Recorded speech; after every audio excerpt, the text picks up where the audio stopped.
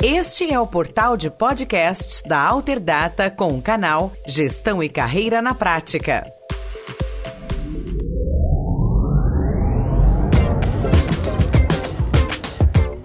Olá, você está no podcast Gestão na Prática. E neste episódio nós vamos comentar sobre delegação de tarefas. Algo bastante importante para os profissionais entenderem o que tem que ser feito para escalar na carreira, fazer com que você tenha uma estrutura grande, pujante, com muitas pessoas trabalhando. Toda empresa, quando começa, o profissional, o empresário que começou aquele negócio, ele conhece daquela coisa. Ele sabe efetivamente como faz aquela coisa. Se montei um restaurante, eu sei fazer um hambúrguer. Se eu montei uma fábrica de calçados, eu sei fazer o calçado. Se eu sou um programador, eu sei fazer software. Essa é a coisa que faz com que ele entenda tecnicamente daquilo que ele pretende fazer através da empresa dele.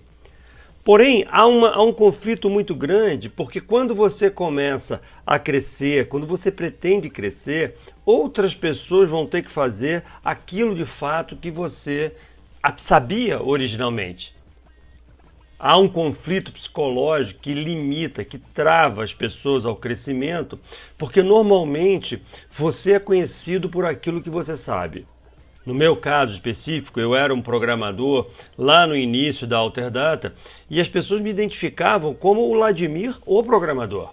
Aquela pessoa que fazia software, que era competente, que entregava o que prometia.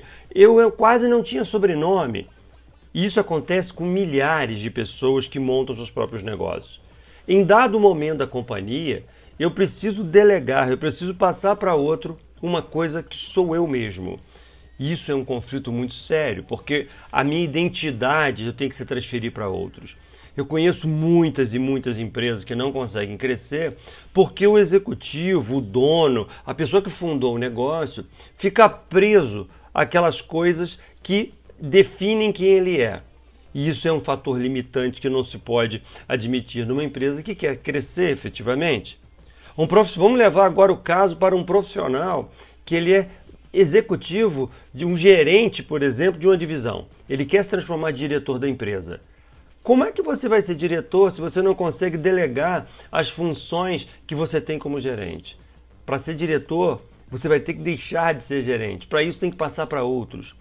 E esse processo de transferência de poder, transferência de tarefas, é algo que tem que ser praticado em detalhes. Porque quando você começa a transferir para alguém, uma das coisas mais importantes é você ter um monitoramento sistemático para você garantir que aquela coisa está acontecendo nos padrões que você precisa. Nos tempos, nos custos, na velocidade e fazendo as coisas daquela maneira que você originalmente fazia ou perto do que originalmente você fazia. Então, o monitoramento sistemático é aquela coisa que quando você delega algo, você chama a pessoa, passa o que tem que ser feito, mas você não tem certeza ainda se vai ser feito, e agora você monitora. Monitorar significa o seguinte, uma coisa de alto risco, monitoramento diário. Uma coisa de risco menor, monitoramento semanal, mensal, como você achar mais conveniente, mas um monitoramento regular. Na medida que você vá confiando que as coisas estão acontecendo, já fez os ajustes, corrigiu, orientou, você lentamente vai afastando o monitoramento. Então você começou com monitoramento diário, agora você está passando por um monitoramento de 3 em 3 dias, 4 em 4 dias, e assim as coisas vão fluindo até o momento que você não precisa monitorar mais, porque a coisa já entrou no sangue do time, já está sendo realizada com precisão. Então esse processo de transferência, lembre-se que você está transferindo tarefas, está transferindo poder, porque as pessoas vão decidir coisas, mas você não transfere nunca responsabilidades.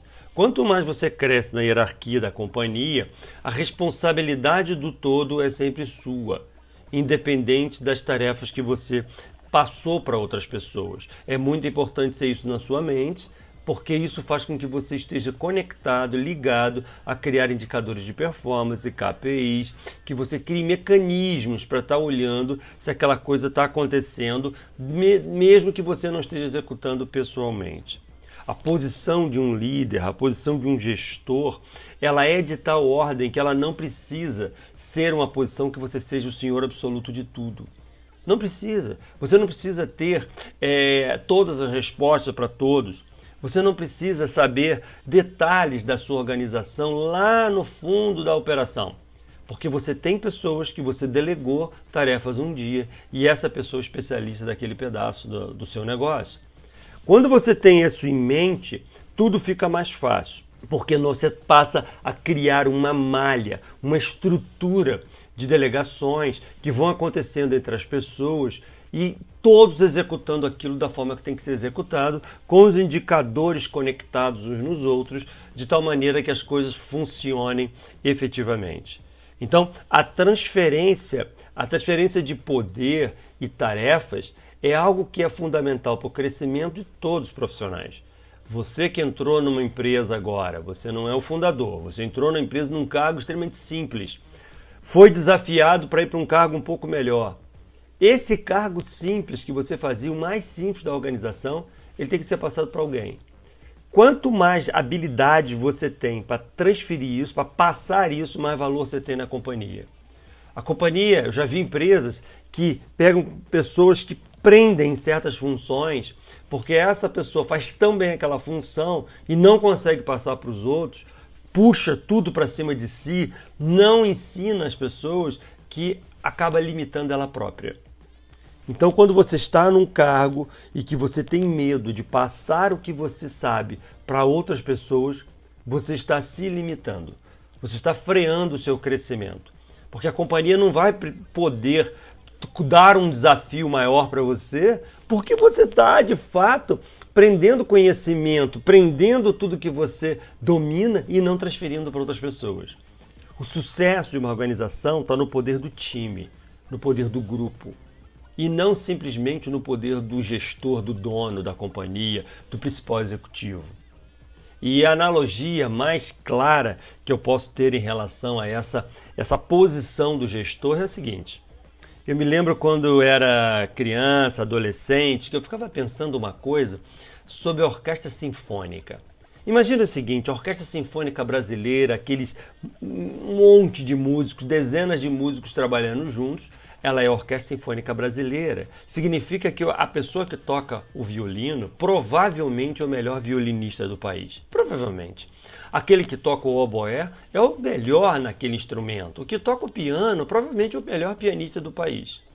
Bom, esse grupo está formado com os melhores profissionais de cada área. Na frente deles tem uma cola.